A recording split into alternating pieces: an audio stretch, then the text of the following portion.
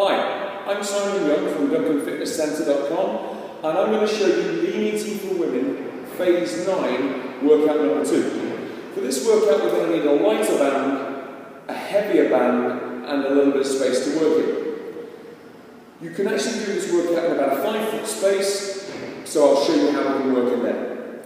So the first thing we're going to work on, you're going to need your lighter band for a high pull. You stand on the band hip width apart, or slightly wider, so good childbearing hips width apart. Put a twist into your band. You want to maybe start with your sort of thumb width apart with the hands. Pull the shoulders back and down. Slightly athletic stance, which means a little bit of a bend in the knee, kind of springiness, ready to go. You then do what's called a high pull. You dip your knees very slightly, then you rapidly extend up to here. In this top position, my butt is squeezed, my abs are tight, I'm getting my elbows nice and high, and I'm pulling my shoulder blades together. I'm smooth down, up. Smooth down, up. It's an explosive movement. These elbows, imagine I'm stood behind you and you want to elbow me on the chin. Now I'm 6 feet tall, so you're going to have to go pretty high with those elbows. But the elbows are higher than the wrist. Also, by pulling it apart, it lets you squeeze those shoulder blades. That's really important. A lot of people just go straight up. It isn't that. It's up and back. The other point is when you go up and back, don't arch. You triple extend, squeezing there, tight abs, glutes, hamstrings, control it down, butt goes back, big extension. So that's the high pull. From the high pull, we're going to go to something called a plank jack. Plank jack. There's a non-impact version, there's an impact version, and there's a version that's a good chunk above. I'll show you all three. The first one, we get into the floor plank on our palms. We lock our abs up nice and tight. We get into a neutral pelvis and we stabilise. So onto the floor. Imagine you're unscrewing the floor, pulling the elbows towards the ribs, neutral spine. See how my spine pops up? My shoulder blades pull apart, my abs are tight, my feet are together. Looking at the space between the hands, step 1 foot out, bring it back, step 1 foot out, bring it back. Like you're doing a jumping jack, but in plank. So that's the non-impact version. So for the number of reps it says, that'll be each side, left and right. Next version, you've got to brace your abs really hard. You're going to land softly with your toes. When your feet go out, like a jumping jack, pause for a split second. When your feet come in, pause again. The pauses are really important. You want to pause, absorb the impact by using your core. You don't want to collapse on the middle back. How does this look? Excuse me while I turn my bum towards you. Hands up, neutral spine, feet together.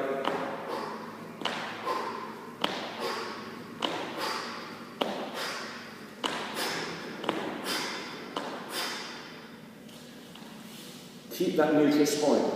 This is what it isn't.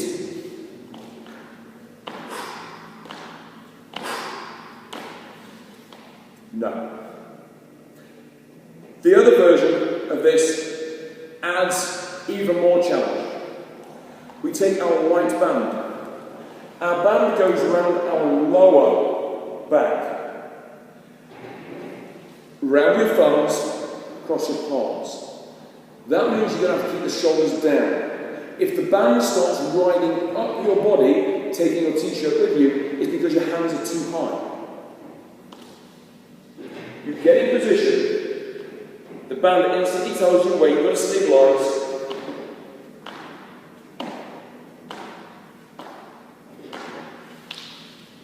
On that lower leg. So that's the plank jack. Stepping, jumping, band resisted. Next, band, deadlift, and bear crawl. For the band deadlift, you're going to need a heavier band.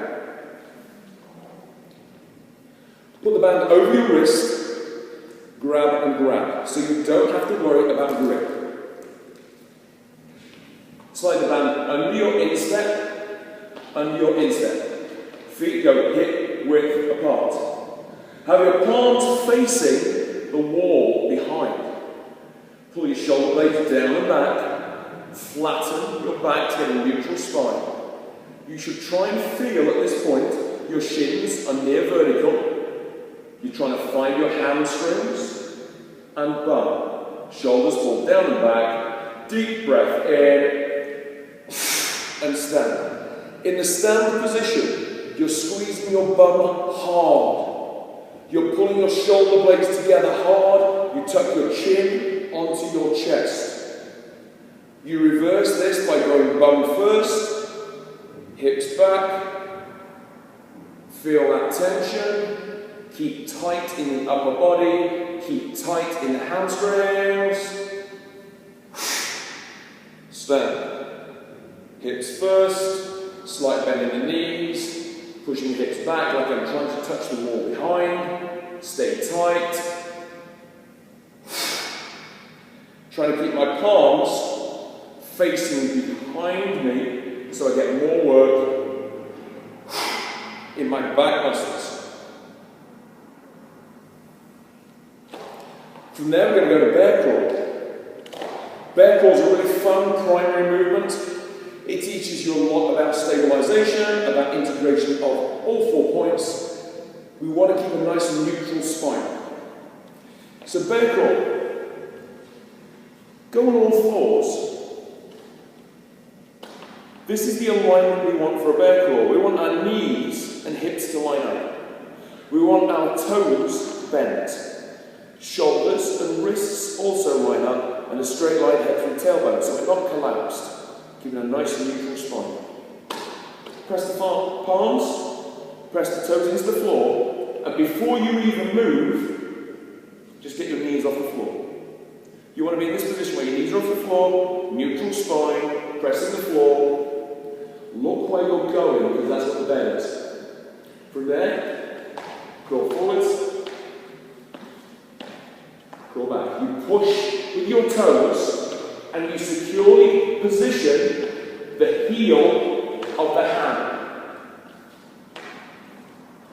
Now, for a lot of you, wrist is going to be the issue here. You're going to get a lot of wrist pain. Wrist flexibility is going to be a problem. So make sure that during your warm-up, you work a lot on mobilizing these wrists, working this wrist flexibility. When you foam roll, put your roller underneath your arm and foam roll those forearms, foam roll the biceps, rear of your shoulder. All this connection is why you have wrist immobility and why it causes problems. It will get better over time. The more you can condition your wrist, the better it's going to be. But that's the thing with the bear crawl that most people complain about is wrists. If needs be, you can put your wrists into neutral and use a very, very light pair of dumbbells, but you have to make sure that they're secure on the floor.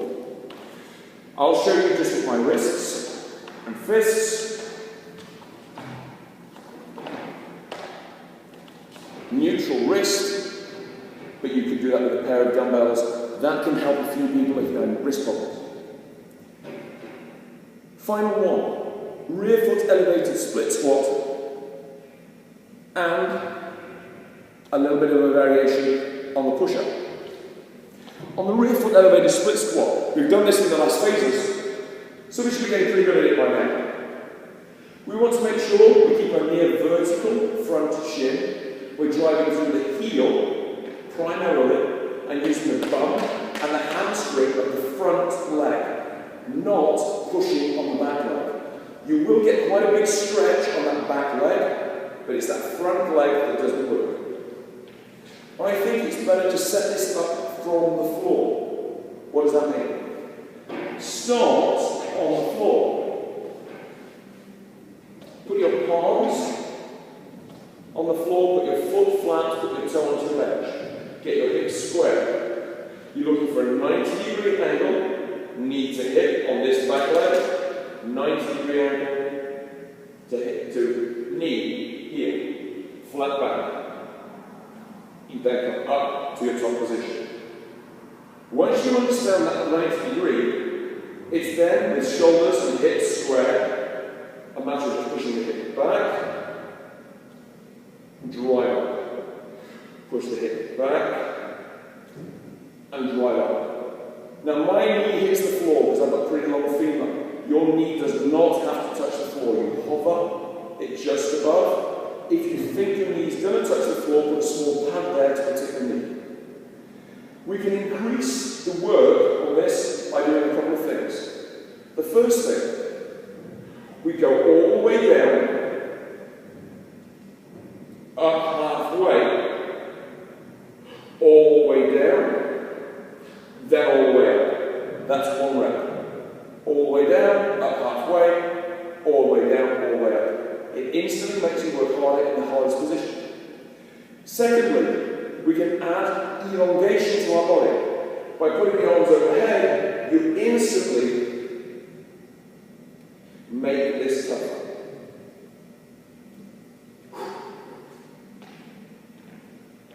So that's the rear foot elevated split squat.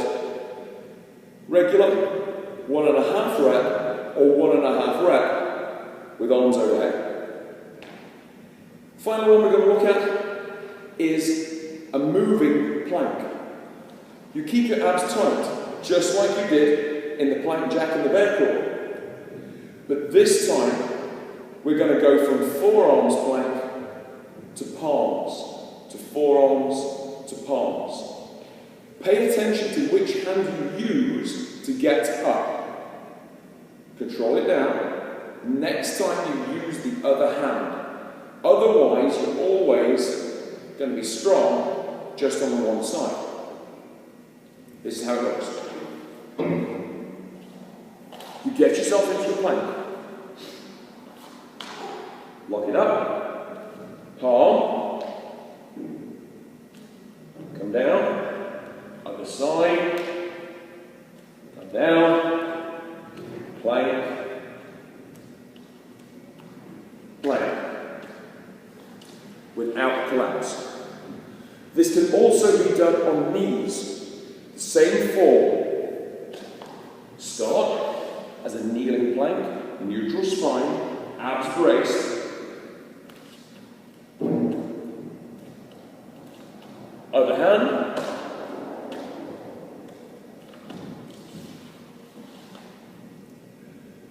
On the planking, if you're on your toes and you need to make this tougher, bring the feet from a wide base to a narrow base. So by going from wide apart, which is more stable, to narrower, less stable, more core. The other, where really challenging yourself, is to slow the movement down.